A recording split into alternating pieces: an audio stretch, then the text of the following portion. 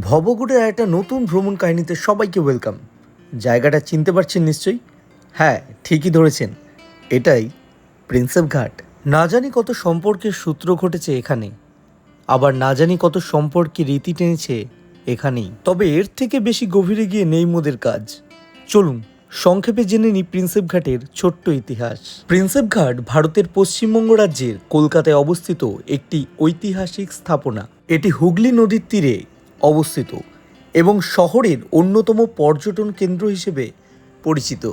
1841 সালে প্রিন্সেপ ঘাট প্রতিষ্ঠা হয়। নামকরণ করা হয় ইংরেজ পুরাতাত্ত্বিক পণ্ডিত জেমস প্রিন্সেপের নামে, যিনি ব্রিটিশ ভারতের প্রাচীন শিলালিপির পাঠোদ্ধারের জন্য বিখ্যাত ছিলেন। প্রিন্সেপ ঘাটের স্থাপত্য নিও ক্লাসিক্যাল পাথর দ্বারা নির্মিত। 2001 সালে প্রিন্সেপ ঘাটকে পুনরায় সংস্কার করা হয়।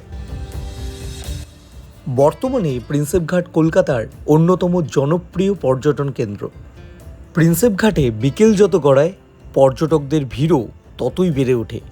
তার পেছনে প্রধান কারণ এই সূর্যাস্ত। নদীর এই স্নিগ্ধ বাতাস গায়ে মেখে নদীর ঘাটে হোক কিংবা নৌকায় বসে সূর্যাস্ত দেখার আনন্দটাই আলাদা। আপনার জীবনের ব্যস্ততম দিনগুলি থেকে কোনো এক বিকেলে আপনার প্রিয় মানুষের হাত ধরে হোক কিংবা একাকিত্বে এই প্রিন্সেপ ঘাটে সময় কাটিয়ে দেখুন। জীবনে যে অধ্যায়গুলো আপনি হারিয়ে ফেলেছেন বা হারিয়ে গেছে, আবার নতুনভাবে নিজেকে ফিরে পেতে পারেন এই প্রিন্সেপ ঘাটে।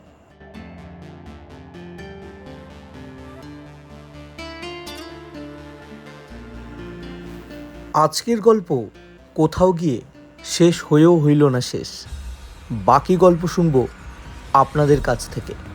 ইউটিউব কমেন্ট বক্সে আপনাদের জন্য জায়গা রইল। আজকের মতো এখানেই বিদায় নিলাম। আবার দেখা হবে ভবঘুরের আরও একটি নতুন ভ্রমণ কাহিনীতে। ততক্ষণ সবাই ভালো থাকুন, সুস্থ থাকুন এবং ভবঘুরের মতো ঘুরে বেড়ান আপনার মতো করে। চলুন দেখা হচ্ছে পরের ভিডিওতে।